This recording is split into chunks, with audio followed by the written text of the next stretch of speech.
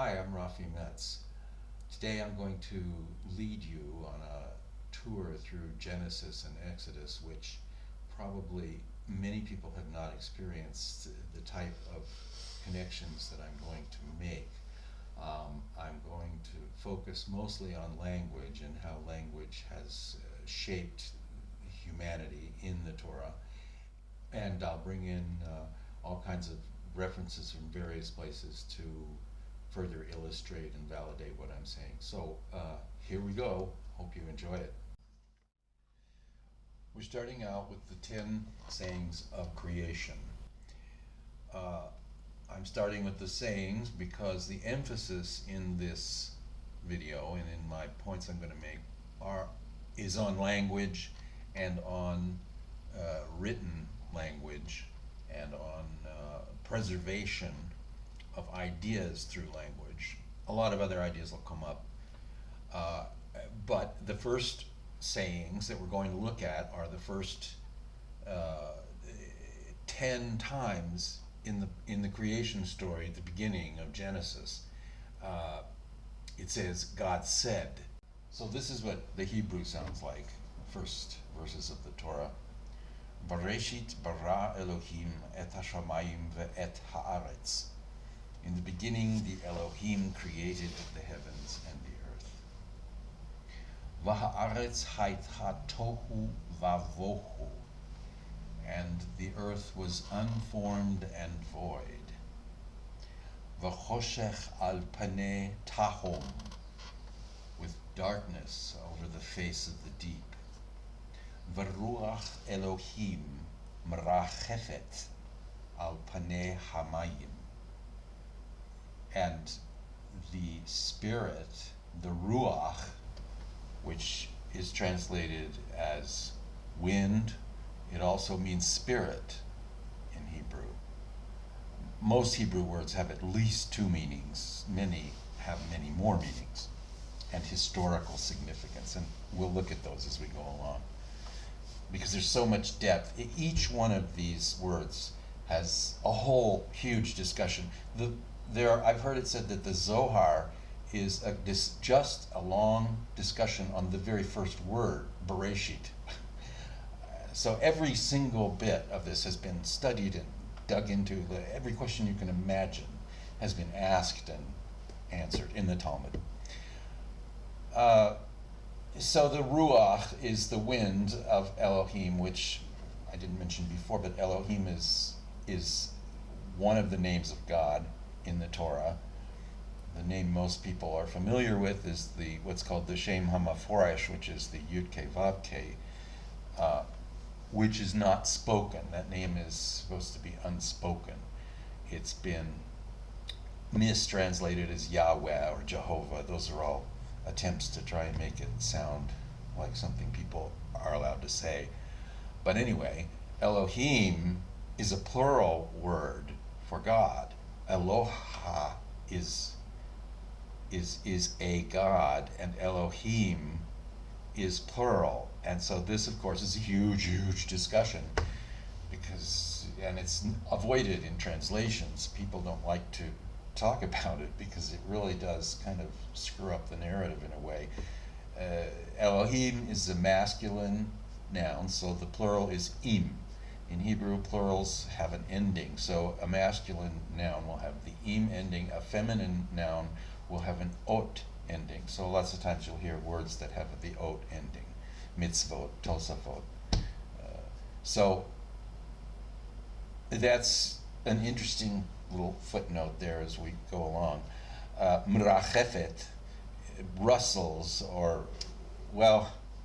that translation comes from, I think it's a line in Isaiah where it says the eagle rousing in its nest over its young, and it's that same word as there, the same root, rachefet. Rachef means to rustle. So there's a connection to the eagle rousing in its nest. Al panei hamayim, on the face of the water. And then the last of these three that we're looking at is the first instance of Hashem speaking. And so this is going to start our discussion of language. This is the first artifact of that along the way in our discussion here. Vayomer Elohim Yehi Or Vayehi Or. And the Elohim said, let there be light, and there was light.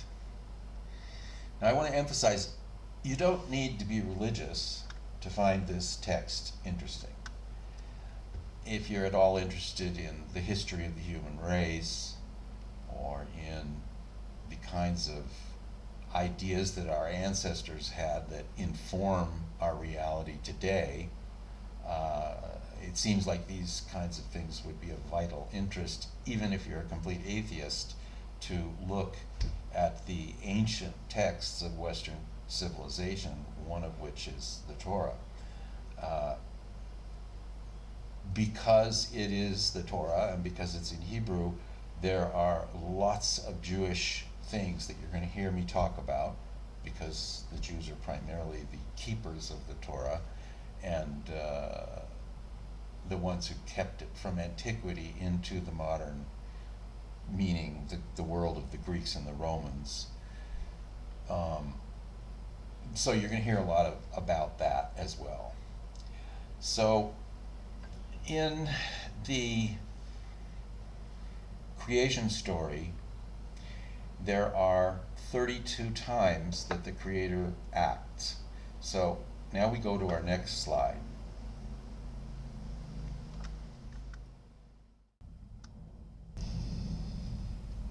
So here is a list of the 32 times that the Creator does something. This list was compiled by the rabbis. Some people might think that there's some redundancy or quibble with it, but it's the list of 32 that's accepted. And as you can see, in the blue numbers show when there was something that was said, which again, our focus is language. So the other acts are, as you can see, the various different things. So there's quite a lot made of this in Jewish mysticism. Here is a Kabbalistic map of the Tree of Life. And this is just going to peek down into this rabbit hole, but not go down all the way, because it's a lifetime of study to learn all of this. But the spheres, the circles, represent the 10 times that the Creator spoke. And then all the connections, there are 22 connections. And there are 22 letters in the Hebrew alphabet.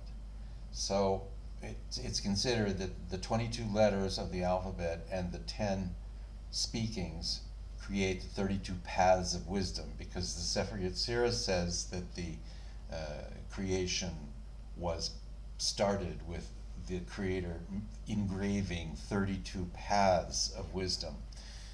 So this is another just look at the idea of what words, the importance of words in the Torah. And I'll say just another little footnote in case people are confused. The Torah is Genesis, Exodus, Leviticus, Numbers, and Deuteronomy. And that's what the Christians call the Old Testament. But that is the Torah, and that's what the Jews read to this very day, every day. So that's what that's about. So let's move on to the next slide. So Adam names the creatures. And this is in the Torah, Genesis 2:19.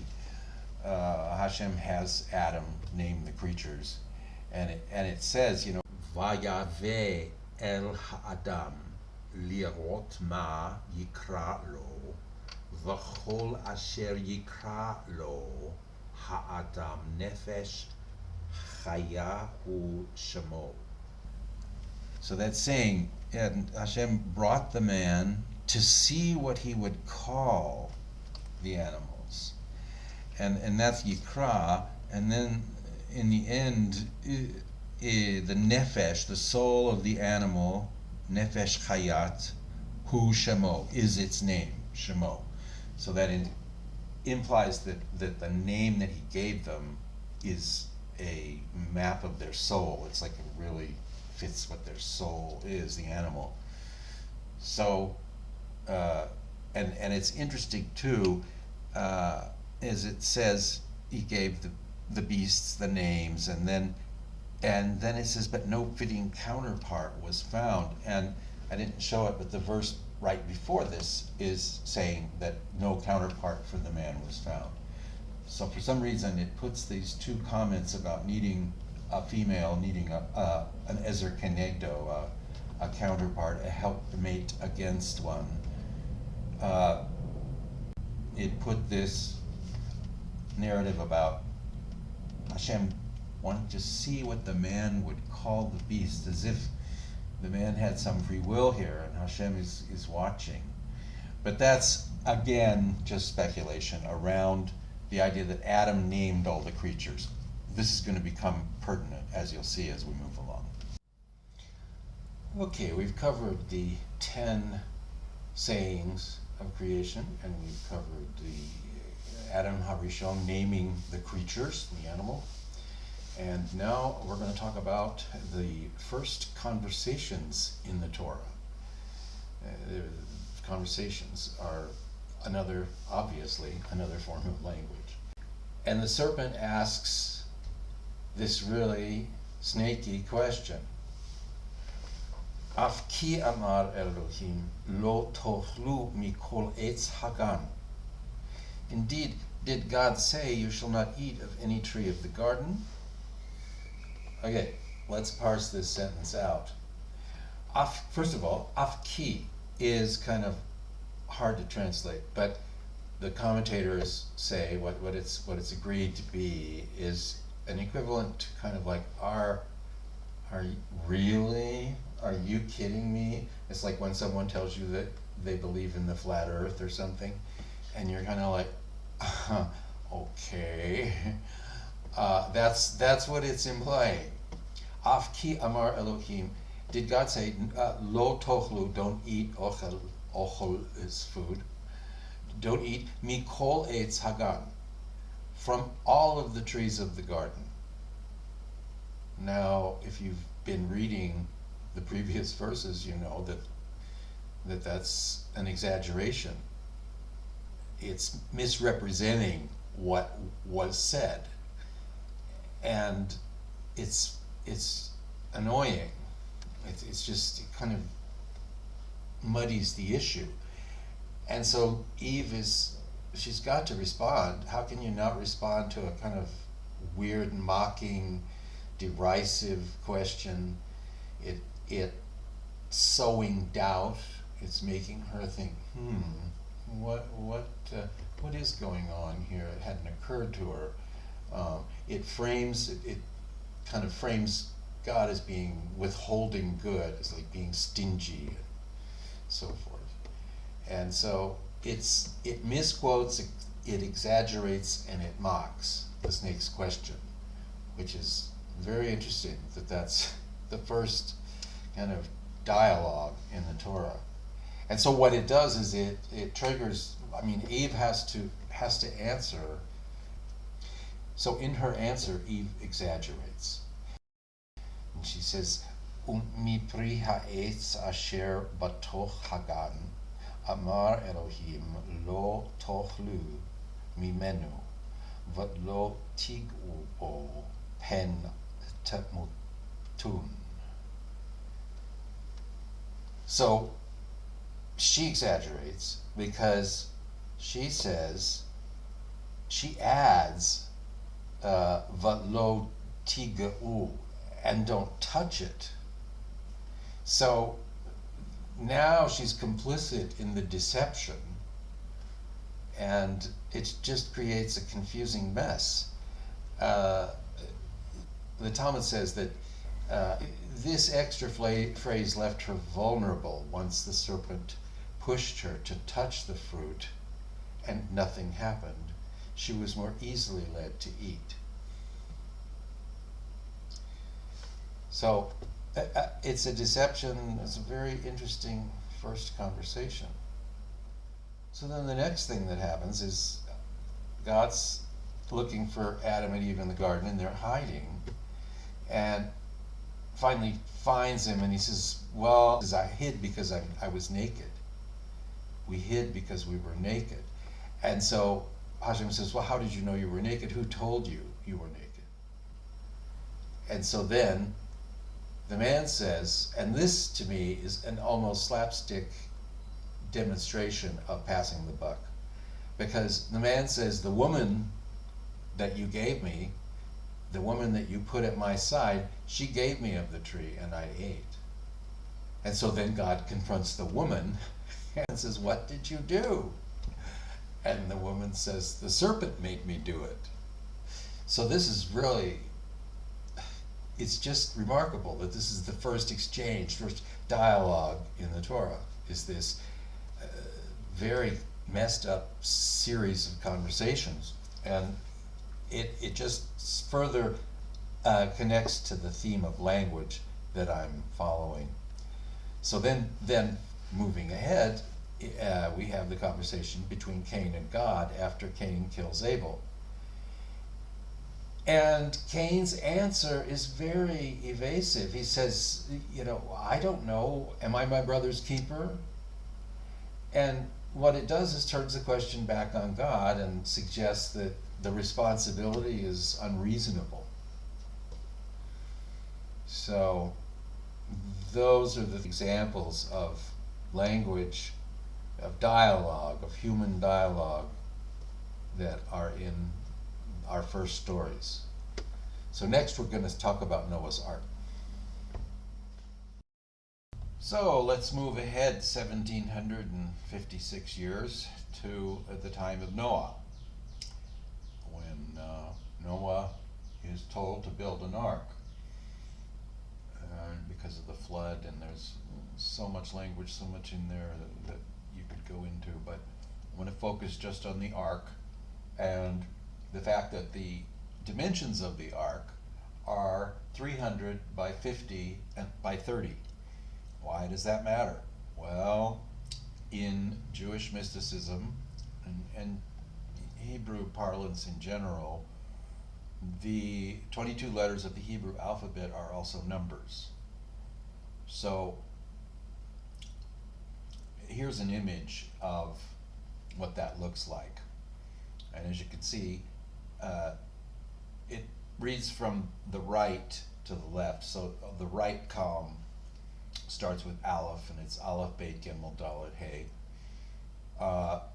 And that's 1, 2, 3, 4, 5, 6, 7, 8, 9.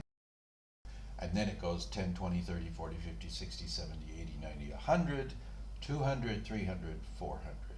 So, and then there's all kinds of other ways of numbering the Sophite letters, the ending letters, and all kinds of different things. But that's the basic idea.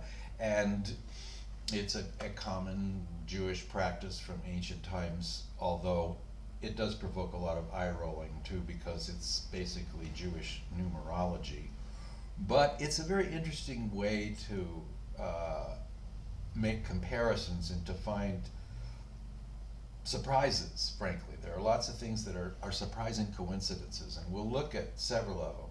One simple one, for example, is the word for hand is yad, which is yud dalet, which is 14. And there are 14 joints in the human hand if you count them. So it's kind of a trivial one. It doesn't mean anything in particular, but there are many others, and we'll look at them. And this one in particular is very interesting because the three letters that the dimensions of the ark are represented by a numerology in gematria, it's called, which is actually a Greek word, are Lamed, Shin, and Nun, which form the root. And again, I mentioned roots before. The Hebrew words all have a root, and then that root gets modified according to time and gender and all kinds of things. But the root, Lamed, Shin, Nun, means language or tongue. Examples are Lashon Hara, which is the word for gossip or bad speech. Lashon Harara is bad. Lashon HaKodesh, Kodesh is holy.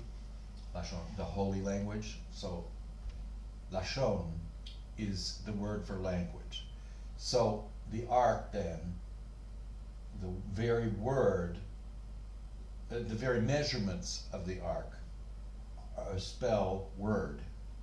Now, in Kabbalistic mysticism, the word Teva, which is the name of the ark, has also been compared and said means word. So here we have this ark, and it means word, according to Gematria and according to the rabbis. And then what goes into the ark? Basically, Adam's vocabulary. All of the creatures that he named, all of them, the names go into the ark. And so it's kind of like the ark is an archive, or a maybe, it's an archival storage system for that original set of nouns that Adam HaRishon, the first Adam, came up with. So let's move on. So the next topic we're going to look at is the verse at 6:16, Bereshit, Genesis, where it says, Tzohar ta'aseh b'teva. Okay, so there's some great words there. Tzohar is generally translated as window, but it's much deeper, and we'll go into that. Teva is, again, from the last slide, it's the word for the ark. This is a very special word, and we'll see that in the future. It's the special word for the ark. And then Zohar, you've heard of the Zohar, and it's very similar word, probably from the same word, just a different interpretation of how it's pronounced or spelled, the difference between Zohar and Zohar. But the Midrash says that the Tzohar was a stone that contained sparks of the original light of creation. And as you know, and this is a great one that atheists like to bring up, it says on the first day God created light. That was the first thing. God said, let there be light. And then on Tuesday he creates the moon and the sun. I was like, how does that work? But the idea is that the light was created first. It is the origin of creation, is the light. And the Tzohar Stone was a stone that contained sparks of the original light that was given to Adam and Eve as they left the garden. So it was handed down to Noah, and so he used it to illuminate the ark. Now, there are a lot of ideas about that develop out into the idea of illuminate the word, because Teva is a word, and putting the Zohar in the Teva means to illuminate it. And so the Kabbalistic idea is that it's to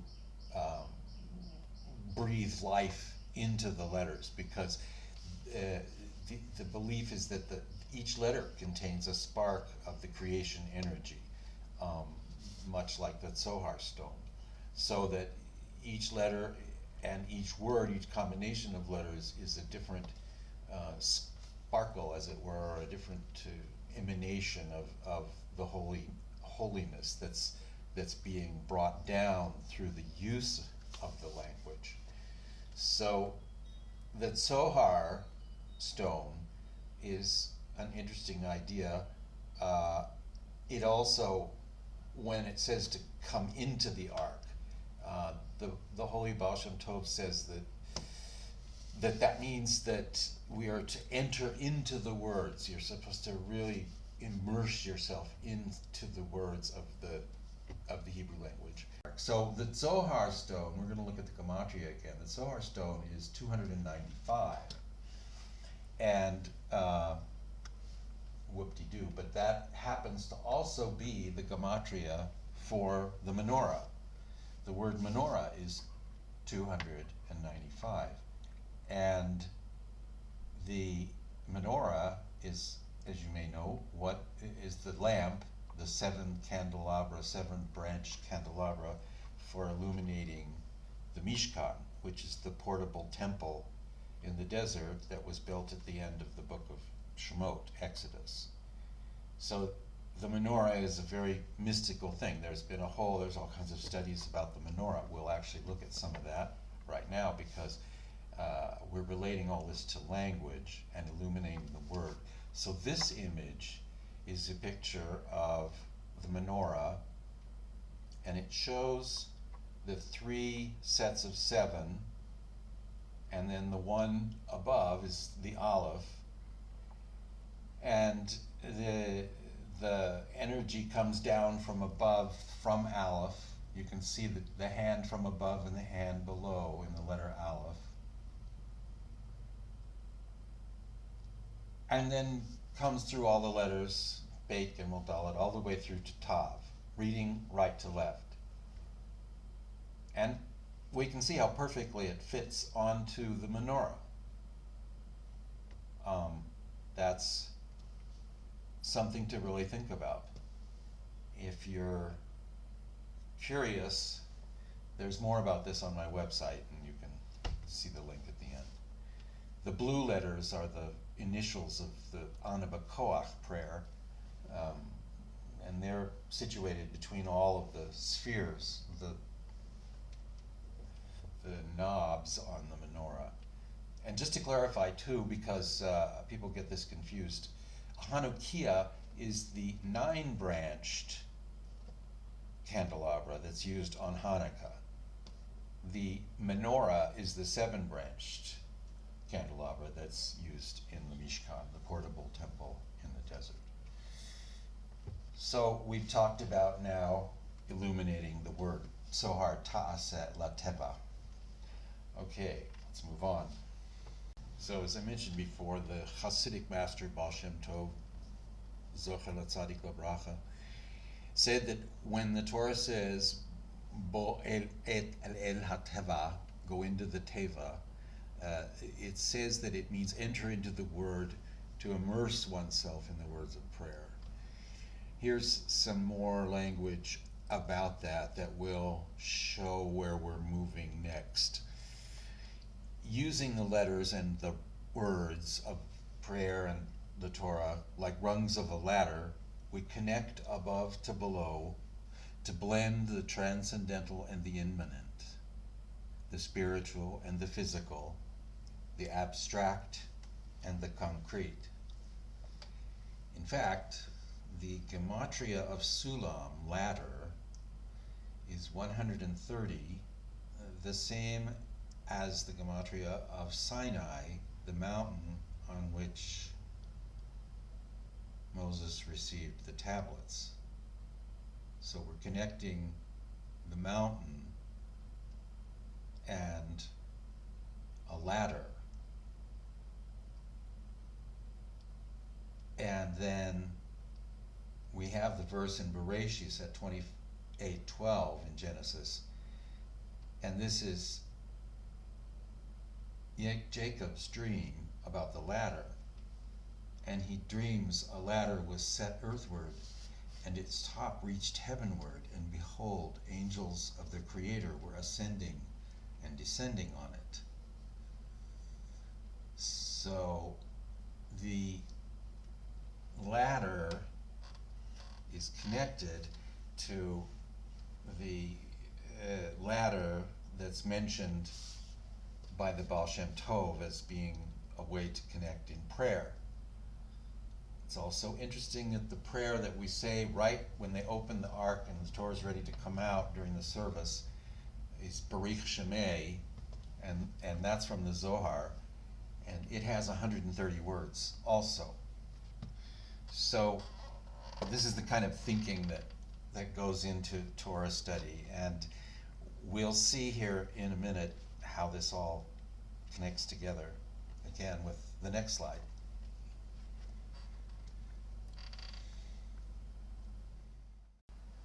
So a couple final thoughts on this last section. The idea brought down is that Noah was the tzaddik, he was the righteous man. And the ark represents the words of Torah and tefillah, and that's prayer, which preserve the Jewish soul across generations. So this is the idea of the ark as a protective device that helps to transmit knowledge across generations. So finally, we get to the point of comparing the ladder with the Tower of Babel. The ladder of prayer, the connection of heaven and earth, seems to be a repeated theme in the Torah. And the Tower of Babel, which we're going to talk about now, is a failed attempt. And we'll talk about that. Now we're going to talk about the Tower of Babel, which, as I just said, can be compared to going up on Mount Sinai or the Mishkan. This is a connection between heaven and earth. That is a failed attempt at doing that. So I'm going to read the verse and then talk about the word Shem, which is in the verse. Vayomru hava nivned lanu ir. Let's all get together and build a city. An ir is a city. Umigdal, and a tower. Rosho bashamayim, to the head, to the top of the sky. Rosh is head, and shamayim is heaven. V'na'aseh lanu shem, and let us make for ourselves a name.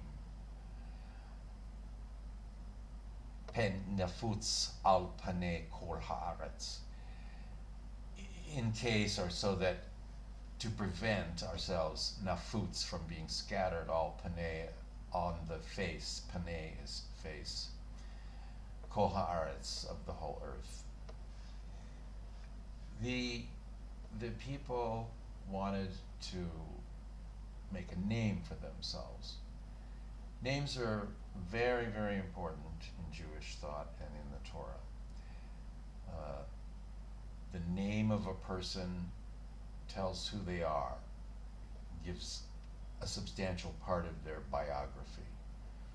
An example is Yaakov's name means heel grabber, and it's because he was born a twin with Esav, and when the twins were born, the second one's hand was grabbing onto the heel of the first one that was born. And so his name is Yaakov, heel grabber.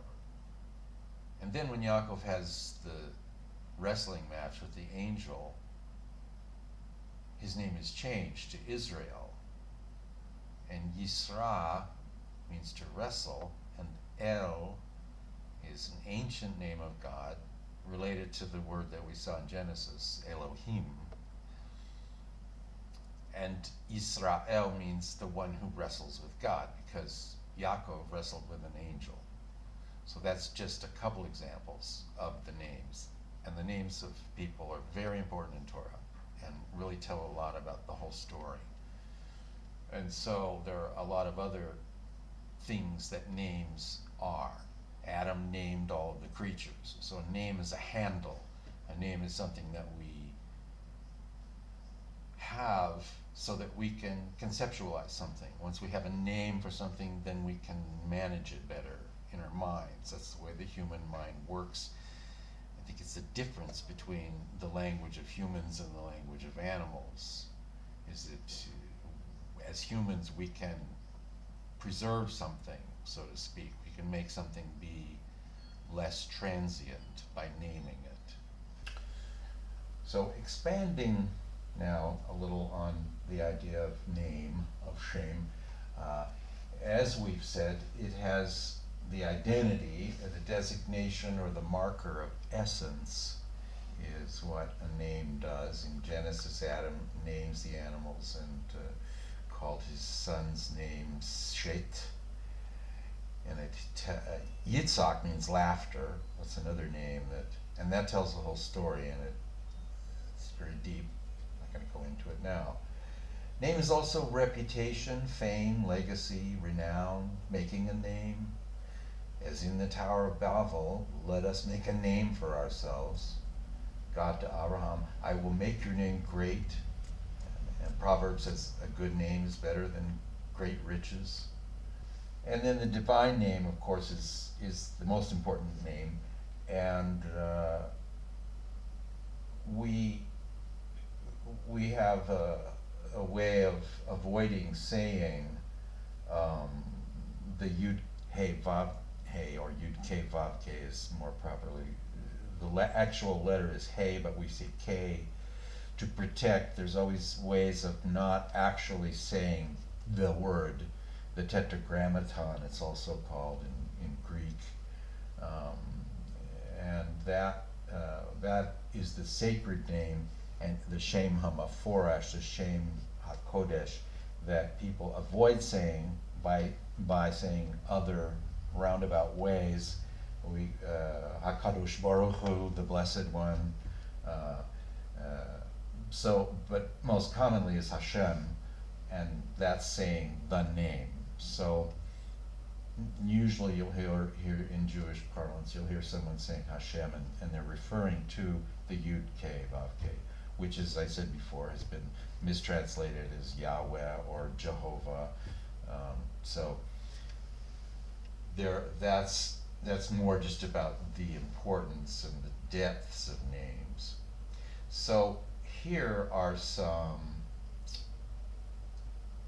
Talmudic details about the building of the Tower of Babel that kind of expand on what's in the Torah, which is very brief. The builders valued bricks more than human life. If a man fell and died, they ignored it, but if a brick fell, they wept. Their intent was, let us make a name. They wanted independence from God. Rabbi Nassim says, 3 groups had 3 different intentions. One to live in the heavens, one to wage war against God, and one to set up idol worship. And in modern times, name begins to describe everyone's 15 minutes of fame and the desperate quest for clicks of influencers and YouTube producers and politicians, and everyone else is desperate to get in front of the camera. And that's getting that name, getting your name out there, branding. So again, names are another part of the language that we're drawing this line from Adam naming the animals through the ark, and the names of the animals contained in the ark, and that's where this is going. So King Nimrod caused the tower to be built in a valley in the land of Shinar, where the dead bodies from the flood collected. You have to wonder why they would build a tower and put the base of it in a valley. and the valley is where all the dead bodies from the flood washed into this area. So that is a symbol. It's like a dream symbol. So many of the images in the Torah are like something in a dream. And dreams play a big role in the Torah too. There are many stories that involve dreams. And many of the images, this is one that is like something in a dream. And like dream images, which I did dream work for 30 years in journaling and with people, and dream images are endlessly revealing new insights. You can look at a dream image 20 years later and it still has that essential feel that's very strong, that will reveal new insights and ideas every time you look at it, and especially after time passes, because your perspective on life has changed and the dream dream, suddenly, oh, maybe, dreams are incredible. And so I wanted to mention that kind of in general, and this is a good place to mention it because that's such a strange image.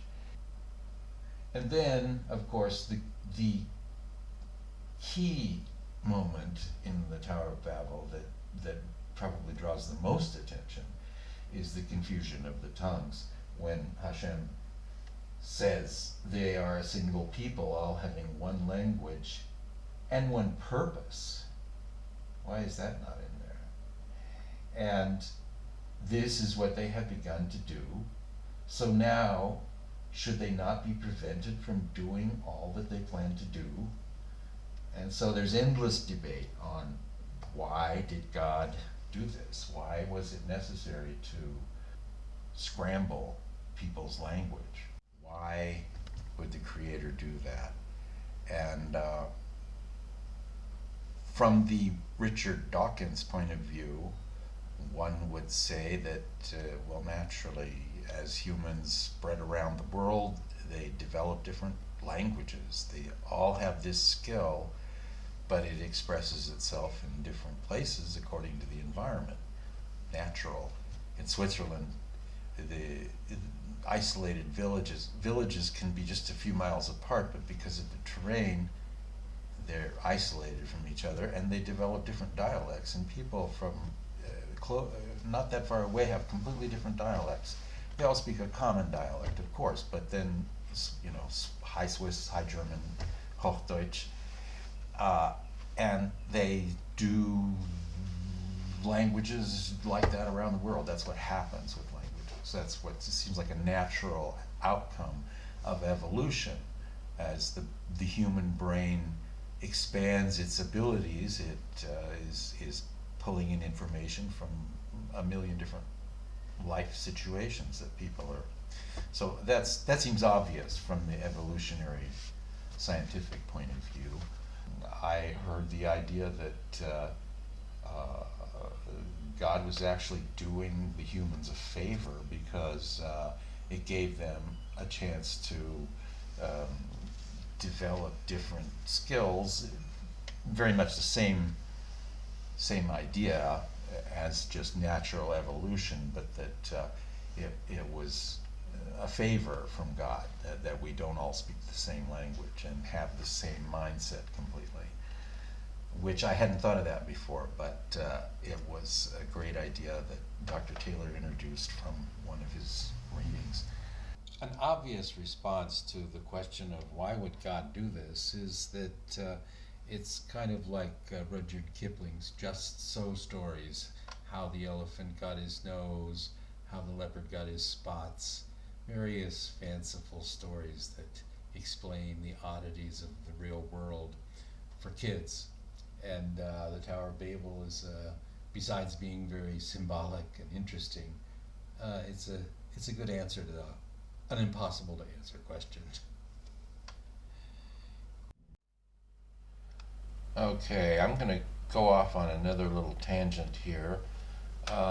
It seems almost impossible to talk about the Tower of Babel without mentioning the tarot card that was designed, obviously, with the Tower of Babel in mind. In a tarot deck, there's a regular deck of 52 cards, and then there's an additional 22 cards that are called the major arcana. And there are 22 different symbolic images that bring forth interpretation. And interestingly enough, the 22 letters are connected to the 22 Hebrew letters are connected to the 22 major arcana. And the letter that is attached to the tower is the letter Pe, which means mouth.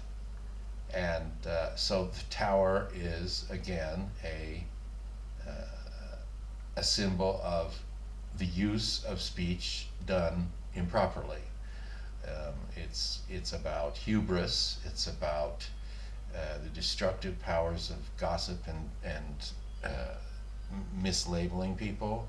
And the tower symbolizes the collapse of false beliefs and ego structures and leading to a big change.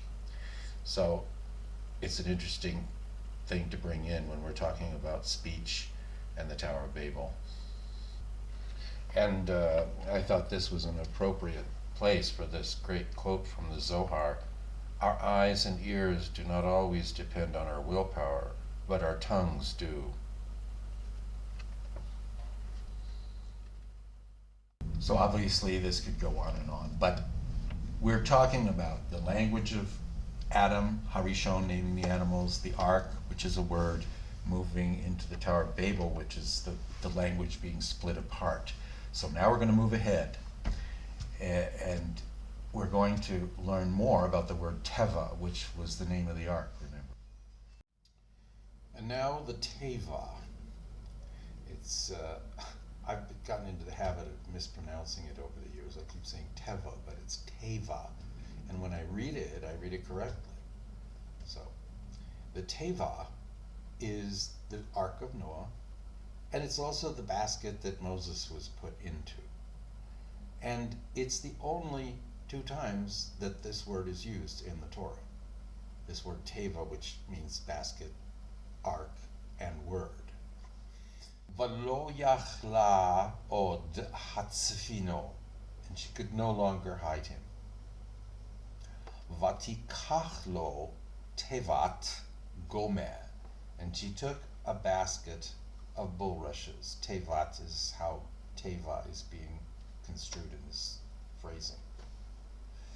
Vatachmara vachemar uvazafet, and she smeared it with asphalt and pitch. Vatasem lo ba et hayeled, and she took the child and put it in the basket. Vatasem basuf al safat hayaor, and she put it at the edge of the river, by the end, at the edge of the river Nile, Hayaor. And then al safat, safat is the word for lip, which I think is a common metaphor in languages to refer to the lip of the river or a body of water. And Safat is not to be confused with the town name of Safat. That starts with Etzadi. And then Hayaor. Yaor is a Egyptian word meaning the Nile River. So the word that stands out is Safat, which means lip, and which is commonly used also to refer as language, as like a tongue, speaking in tongues, or different tongues, how language is. So lip in Hebrew also implies language. So in the 670,000 plus words of the Torah, the word Teva only appears 2 times, in the story of Noah's Ark and in the story of the basket in which Moses is put. So Yocheved puts the basket in the river at the Sfat, and Nefertiri takes the basket out of the river, and it also says at the Sfat HaRiver, at the lip of the river. Okay, more about the word suf. It's an Egyptian word that means reeds. It's not really meaning like the word suf in Hebrew, although there's a little bit of blend, a little bit of crossover there. But suf in general means reeds at the edge of the river, which is where Yocheved put Moses in the basket into the Nile River. Interestingly enough, the other place, well, it's in several places in the Torah, but the Yam Suf is the Sea of Reeds, or translated as the Red Sea, which is where Moses famously parted the Red Sea. And he created a path of dry land through the water. When he was put into the river, he was in a path of water through the desert. So he inverts the path of water through the desert into a path of dry land through the Red Sea, the Sea of Reeds. And what happens when they get to the other side when Moses and the freed slaves get to the other side, and they're watching Pharaoh's chariots being destroyed by the flood. They sing, and they sing Ajish Yer Moisha, which is a famous song that's part of the daily prayer service. That is the first song in the Torah and the first song in general history that we know of. And so that's more about the word suf. Once again, we can now really see a connection because Moses brings the Ten Commandments, and we started with the 10 sayings of creation, went through the ark word of Noach, through the Tower of Babel. Now we're at the basket of Moses, more language being transmitted into the future now, into the Ten Commandments. So just to break the monotony, this is an image from the Vatican's recently released 1.5 million documents, manuscript documents that they digitized. And it's just a reminder of how this image of the Ten Commandments, whether it's a real story or not, is an incredible metaphor, an incredible idea. Yes, we know there was Hammurabi's code, there are other codes, but the Ten Commandments is the one that really stuck a lot around among all of them. And you don't have to be religious to understand that these stories are all really deeply embedded in culture. And if you study the line of literature and writing and so forth from time immemorial, these stories in the Torah are always the most gripping. These themes, the grapes of wrath, these ideas come out in history in a lot of ways, and they're part of the treasures of culture that we can all appreciate, whether we're atheists or religious or Buddhists or whatever we are. So, the Ten Commandments. The Ten Commandments, or the Eseret HaDibrot, the 10 words, or the Decalogue, and it's hard to, there's no other way to really root that down. There are so much thought and questions and answers about this event. What I like to focus on in this particular line of thinking is to remind people that in the story there are 2 sets of tablets, and Moses goes up on the mountain the first time, and the tablets are written by the finger of God. And then Moses comes down the mountain, and when he sees that the people have fallen into debauchery, he becomes angry and smashes the tablets. And then he has an interchange with God, and that's a pivotal moment in the Torah. And we'll talk about that more. But then Moses goes back up the mountain again and gets a second set of tablets. But the second time, Moses has to carve them himself. So I think this is a great metaphor for the spiritual progress of many people's lives. Often early in their life they will have some kind of epiphany, a spiritual awakening. They'll understand everything. Everything will be clear at one moment. But then the clouds come back, and then it takes years to get back to that place, and years of practice and effort and concentration, and sometimes people never get back to that place. It's also analogous to the familiar story of the rich kid that gets it all handed to him, and the kid that has to work for it, and which one persists, which one is still, the difference in those 2 trajectories, that's a way I like to think of the Torah, of the 2 sets of tablets. Also, people in a Jewish context, and probably a lot of other religions too, where as children they were very fervent about religion when they discovered it, and then they became adults and lost track, but then they get older and they go back. And but then when they go back, they have to start from scratch often, and it's harder work. So again, that's the idea of the first tablets coming from nature. Well, that's coming, but coming from the finger of God written on the mountain. And the second set of tablets, Moses having to carve himself. So there's that part of the story.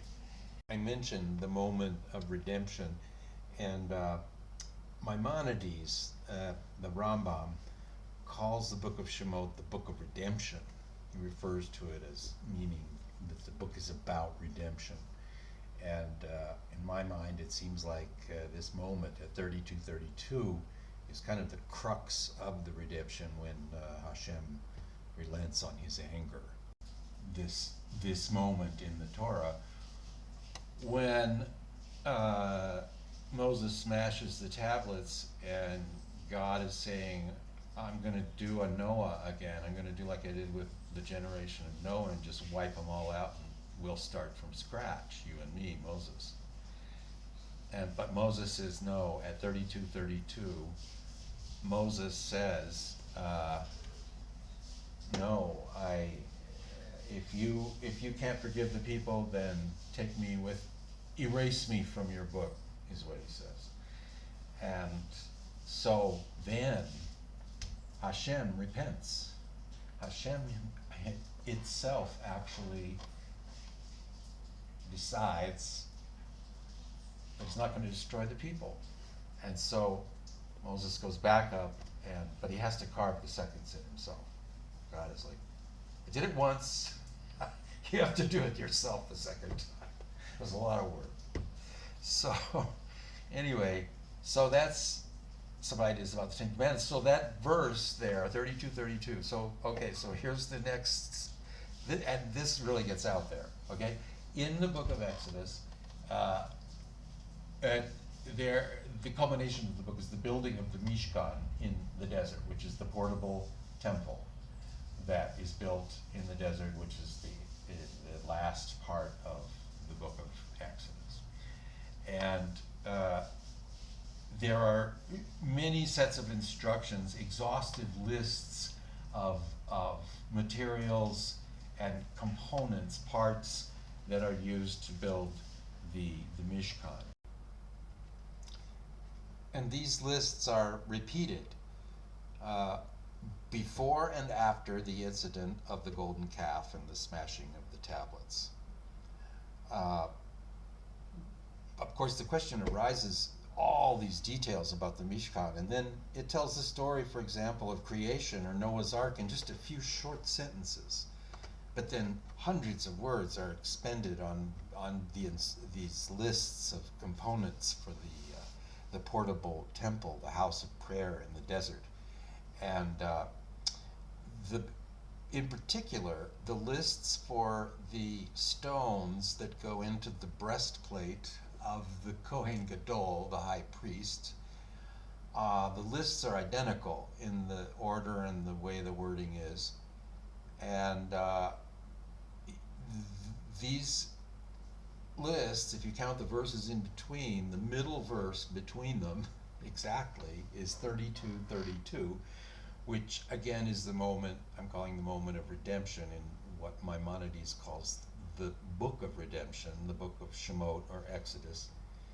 And the Kohen Gadol's breastplate is paralleling, is bookending the looking into the future, looking into the past to this moment of redemption when HaKadosh Baruch Hu relents on his anger and decides not to do another Noach.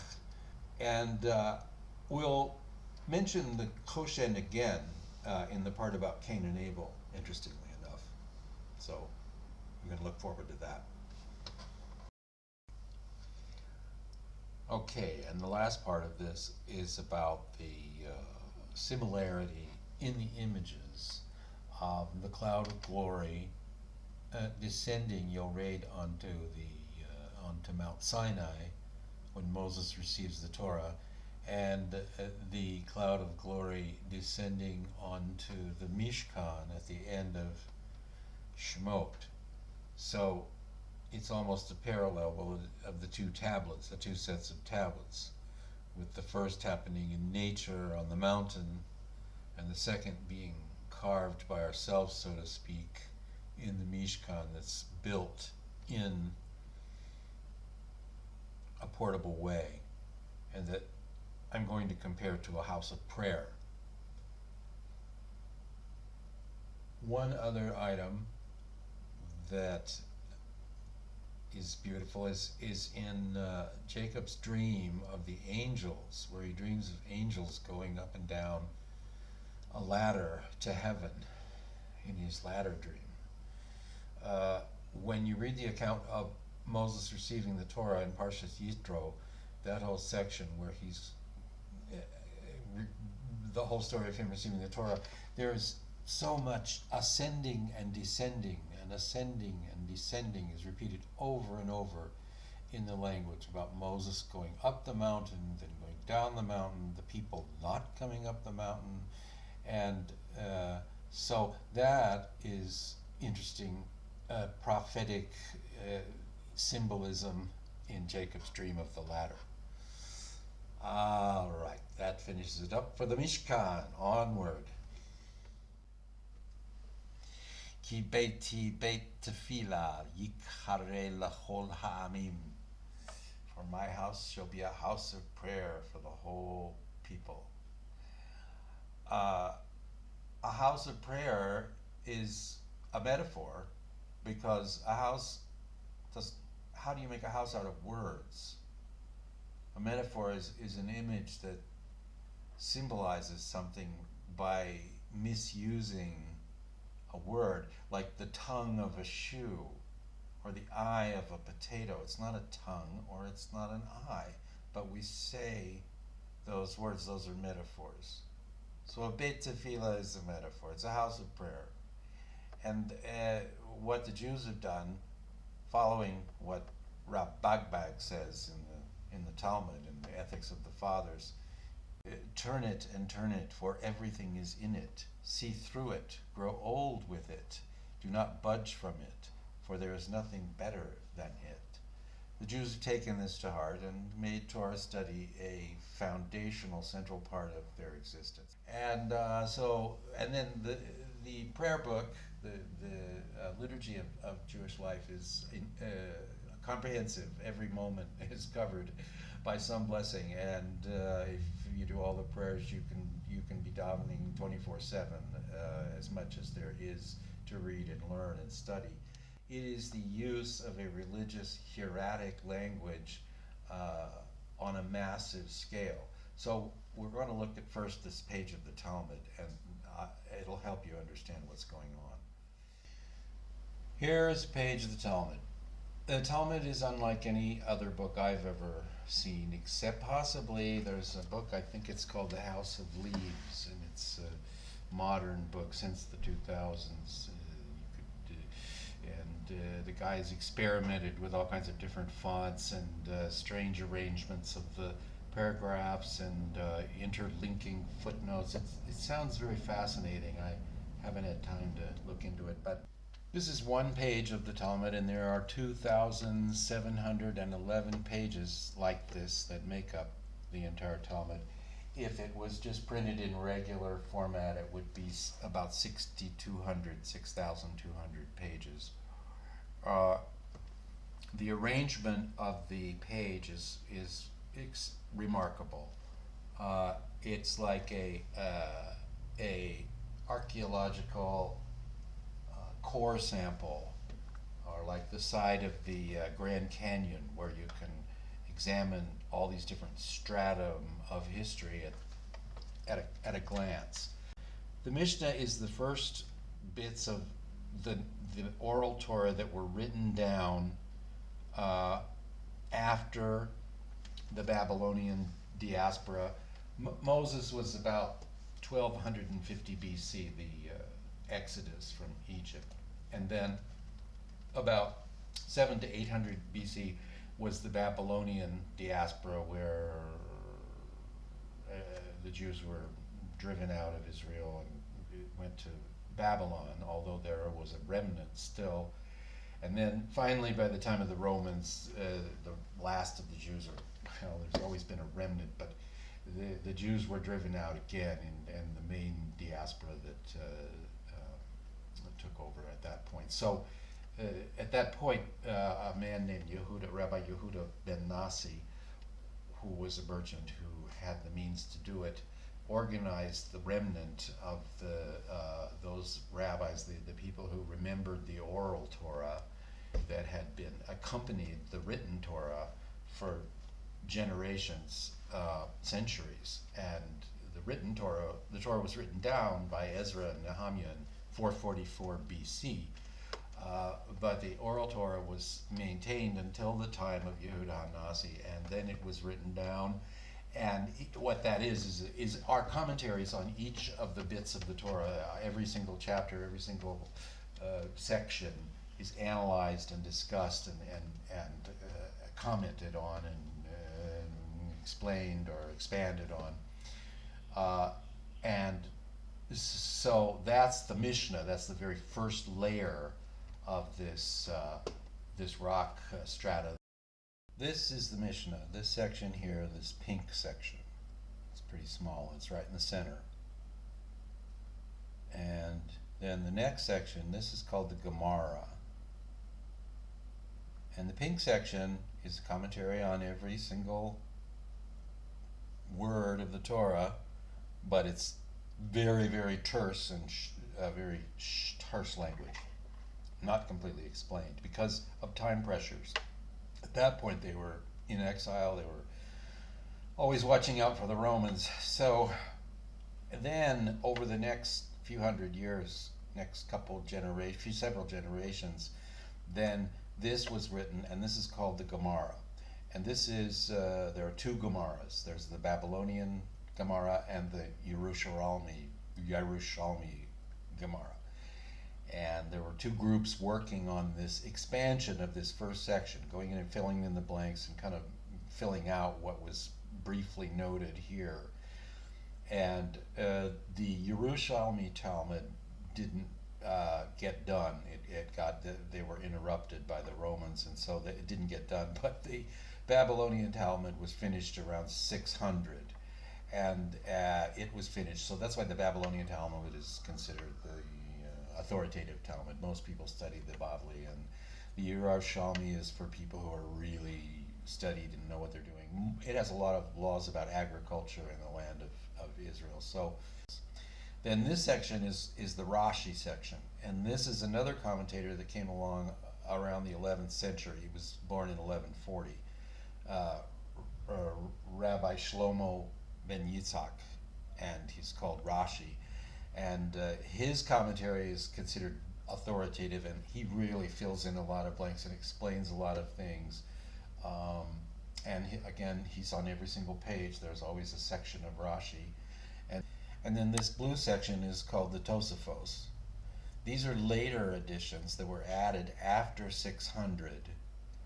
And the last additions and commentaries that were added were up until about the year 900 or 850. And nothing else has been added since. Dates fluctuate, maybe my dates are a little off, but the point of all this is that everything on this page is in conversation with everything else. So people here are conversing with people 1,000 years earlier. They're discussing what was said here, or maybe the people here are discussing what's said here, and there's this interchange, and they're all reacting to each other. So it's a really, just one page of Talmud can be an incredible deep dive into so many ideas. The Talmud is a mixture of all kinds of things. It's a mixture of laws, it's a mixture of traditions, it's a mixture of folklore kind of stories, amazing parables, interesting stories, sometimes bordering on the fantastical, discussions on ethics, history, mythology, prophecy, mysticism, speaks of other nations and religions, science, philosophy, economics, and just about everything else. It's a record of conversations between a lot of people who think a lot. And so there are things in the Talmud that people can find objectionable. You can go in and pick out things that are really appalling in a few places. And but as you've heard me say before, the idea is to record everything, including warts and all, and we learn from it. So, moving on from the Talmud now, because we still have to do Cain and Abel, I'm just going to talk about the Siddur. This is what's called the Siddur. Oh, well, now. This is the Siddur. And this version is a modern version. There's been versions of them since, medieval times. No, much earlier than that. They had written books. But of course, once the advent of printing, then the Siddur grew. So this contains the daily prayers, the 3 prayer services. It contains the Shabbos prayers, special blessings. It'll have, it's filled with all the special blessings for various events, for seeing lightning, for seeing fruit trees blooming the first time. There are the daily prayers are, the 3 prayer services consist of various sections that are kind of long that are repeated every time. Psalms, all the Psalms are woven into the prayer services. There's special Psalms for every day. It has all kinds of, it has Pirkei Avos in it, which is the ethics of the fathers from the Talmud. There's sections of the Talmud in here. This book is essentially almost an encyclopedia of Jewish liturgy and prayer that if you had only one book, this one would get you through. It's got all the Psalms, it's got a lot of the Torah sections, and so this is an essential book. It's another house of prayer, another portable Mishkan that can be built and reassembled and moved, and is part of the genius of all of this. This is that same book with no English and no commentary, no notes, no help, and it's all in Hebrew, and so that shows you the difference in the amount of information. That book's a huge volume. This is very concentrated. So this is more of our house of prayer. And then this is a book of Psalms. These are the familiar Psalms, and this is in English and Hebrew, and this one has a lot of great notes. There are, of course, a million different editions and versions of books of the Psalms. This is called the Haggadah.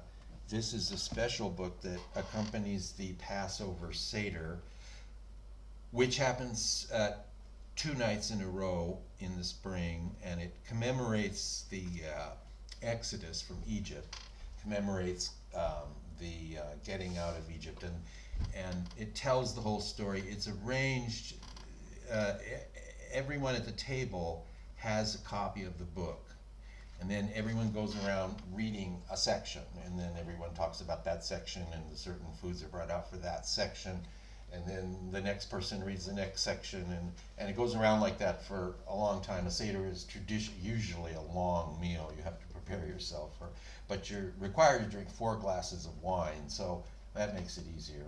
And anyway, no, not that it's difficult, but the intention of the Seder too is to get the children involved in the meal, and so the Seder begins with 4 questions, and the youngest child asks the first question, and then the next youngest asks the next one, and so forth up through the 4 questions. And there are special songs for all the different sections. Everyone's singing a lot, and the whole Seder then goes through all the various things. You go through the 10 plagues, and there's special songs for everything, and then that's the Haggadah, and there's a lot to be said. There are a lot of special readings that happen at the table, but this is basically just a map of that evening for 2 nights, and it's a special book. look, the Seder was the Last Supper, was a Passover Seder. So they've been doing the Seder since that time and before. It was an old tradition at the time of Christ when the Last Supper happened. So that's the Passover Seder. So the Haggadah. Now this is called the bencher. That's a Yiddish word, and what this is the Shabbos dinner table prayers, the evening of Friday night Shabbos dinner table prayers, and Havdalah, which is said at the end of Shabbos, and then a lot of special songs that are, and there's the Sheva Brachas for a wedding, and the for a circumcision celebration, the Bris Milah, a couple of other things, and then but then there are a lot of songs, and these are all table songs, much in the style of what happens in Georgia, Yugoslavia, Germany, where people sit after dinner and drink schnapps and sing songs, and there's boisterous. They have that real boisterous energy, and there are a lot of them, and they're very beautiful. They're gorgeous music, lots of singing at the dinner table, and the Friday night dinner table as well. And so that's these structured meals, and the books that shape them are more examples of how this system has used language to build virtual temples in which to have a spiritual experience. So again, I'm still sticking with my topic of language all the way back to the 32 sayings of creation. So that's that about these books. Now let's look at another connection between the Garden of Eden and the Mishkan in the desert. We talked about the Choshen, the breastplate of the high priest, Choshen Mishpat. We talked about the lists of stones that are components of it being repeated. And one of the things about the word Choshen is that if you rearrange the letters, it spells Nachash. So first, just to clarify, the letter Nun at the end of a word changes form, as in this picture. This should help clarify things a little. This is the three letters, Nun, Chet, Shin, and remember when we're reading the Hebrew, we're reading right to left. So snake, serpent, and copper have shin at the end of the word, Nun is at the beginning, and breastplate, the letters are rearranged, so the Nun is at the end and it looks different. But it's the same three letters rearranged, make serpent and copper and the breastplate. Next, we take a closer look at the copper lavers, and first we'll look at the verse in the Torah that gives the instruction, V'yaseh et hakior nechoshet. The kior nechoshet are the copper lavers, and let's look at all of the meanings that are embedded and learned out of this symbol. Rashi, the 11th century Torah interpreter who's considered the authority in most things, says in the Talmud, marot ha-tzavaot, and marot means mirror, and tzavaot means legions or soldiers, Adonai tzavaot, Adonai the master of legions. And so the idea was that the husbands were exhausted from their work as slaves, and the women used the mirrors to beautify themselves, to attract the men, to create new children, because the men had given up and were ready to stop reproducing, and the women were able to use the mirrors to beautify themselves. And he quotes the Song of Solomon about rousing you under the apple tree. Now, the Midrash also moving on says that they brought the mirrors as a donation. When they brought them, Moses hesitated because he thought that they were objects for vanity and sensuality. But Kadosh Baruch Hu tells him to accept these because they are dearer to me than all else. Through them the women raised up many hosts in Egypt. And that's not a quote from the Torah, that's from the Talmud on Parsha Pekudi, the end of Exodus at the assembly of the Mishkan. And Rashi also quotes that concept. The copper lavers were used by the priests, the Kohanim, to wash and purify themselves before serving in the temple services. So this is really an inversion of the original serpent idea, and copper being turned into a sanctification and a purification. So this can be considered a tikkun, like I've mentioned before. Tikkun is a healing of something that was a rectification of something that was broken before. And we're going to see more of that coming up. The Choshen, the breastplate of prophecy, the Choshen Mishpat, was made of precious stones, as we've talked before. And then it has the umim and the tumim, literally lights and perfections, as in receiving the light and then purifying the light so that humans can understand it. The tumim purifies it. That's what the Zohar says. And so where the mirror is reflected human sight, looking at HaKadosh Baruch Hu, the Choshen radiates divine sight, God's gaze upon the people. The Sfat Emet, a respected commentator from the late 1800s, said that the kior, the laver, purified the re'ah, the seeing, for sin entered through sight, as it says in the Torah, V'tira ha'isha ki tov ha'etz, and the woman saw that the tree was good. And so when the women brought their copper mirrors to be turned into lavers for the temple, they repaired the vision of Chava, that first seeing. And he says the laver becomes a mikvah for the eyes. A mikvah is a ritual purifying bath.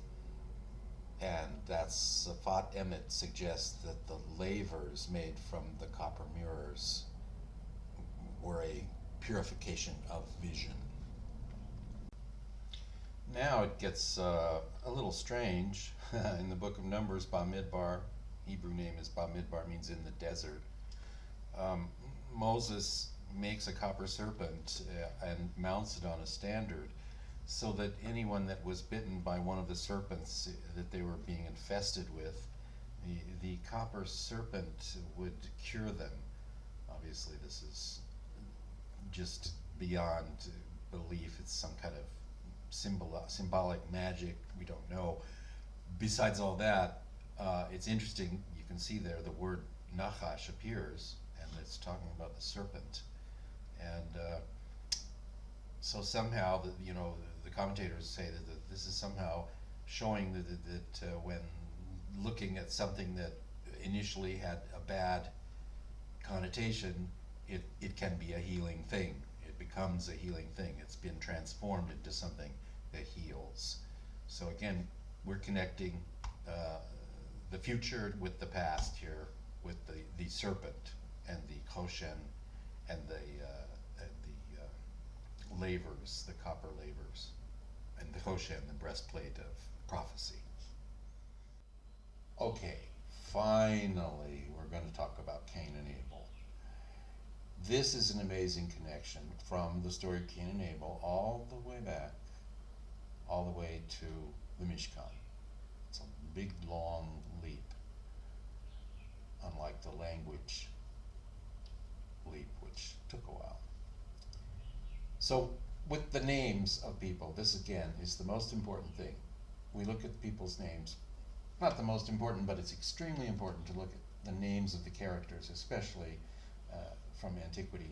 So the name of Cain is the root of the word Cain, And if you've been doing any of your reading, you know that Cain is a word for cattle that goes back a long way. And Cain he had cattle. He was also a farmer, and he grew lentils and barley and oats and flax and wheat and the various grains and things that people grew. And he was acquisitive. Cain means acquisitive. Kinyot in Hebrew, which comes from the root of Cain, is shopping or acquiring things. In Hebrew, his name is pronounced Cain. And he's, we know that much of his story now. So Abel's name, which is actually Hevel in Hebrew, is, according to Klein's etymology of the Hebrew language, Hevel is an old Akkadian word that means the steam rising from a horse's nose on a cold morning. And it signifies something that's ephemeral, that's just flows, that's here and gone. And in fact, the word Hevel is mistranslated as vanity in the book of Ecclesiastes or Kohelet. But the first words of the second verse of Kohelet are Havel Havalim Amar Kohelet, Havel Havalim Hakol Havel. Vanity, vanity, all is vanity is how it's been translated, but Hevel really means transitory. And all of the things that Ecclesiastes or Kohelet suggests.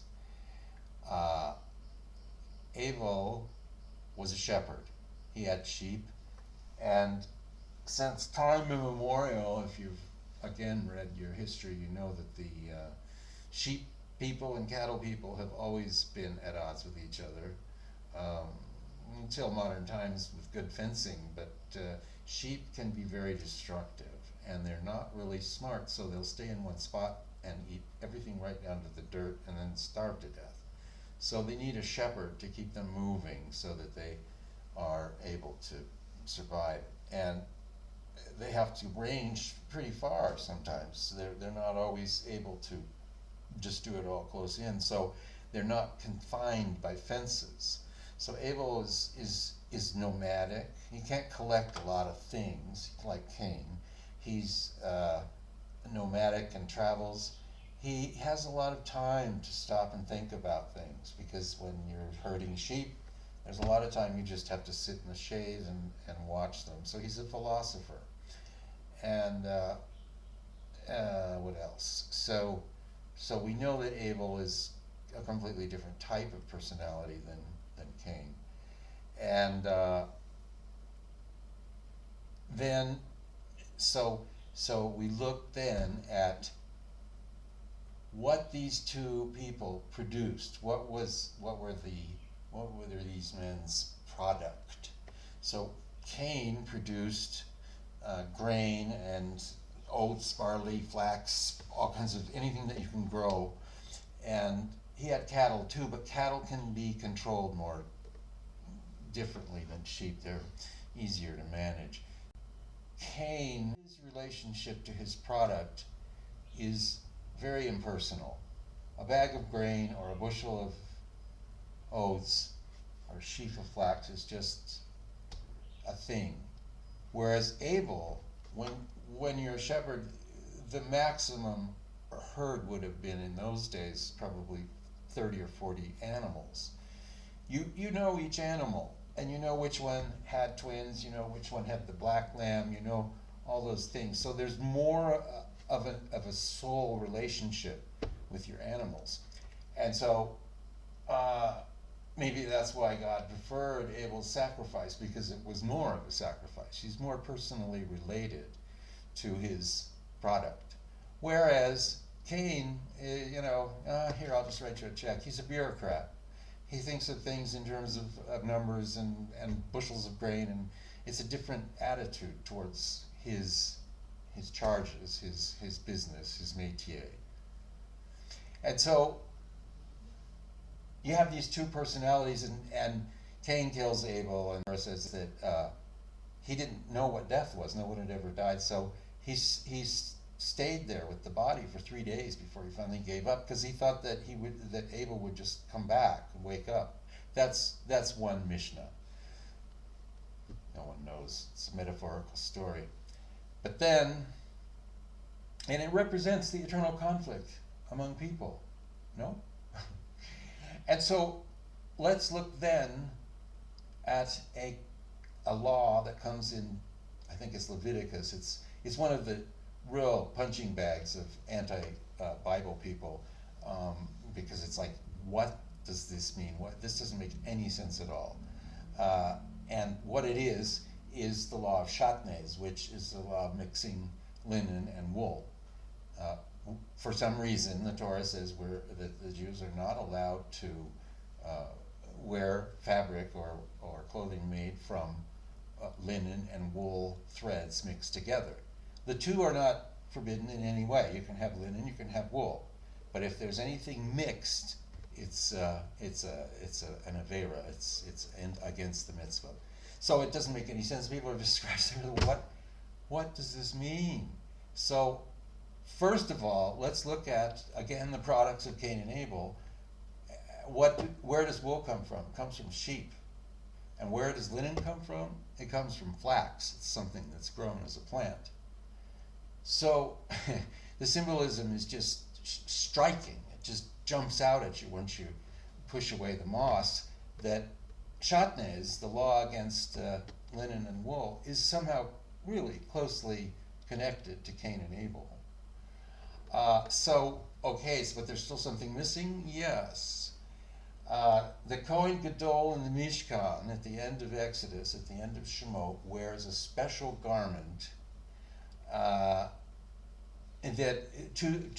4 pieces below and 4 pieces above, and then the hat, which became the Pope's mitre. And all of these garments are made of shatnez. They are made of fabric that is a mixture of linen and wool. So the Kohen Gadol is completely blending Cain and Abel. In the Torah, in Torah study, they have the concept of a tikkun, which means a remedy or a curing, a healing of some kind of rift.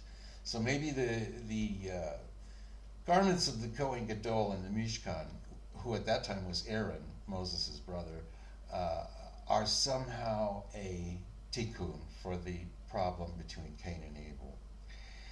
And to add to that, the Kohen Gadol, Aaron at that time, his duty, one of his duties was the incense altar, which is the highest of the altars.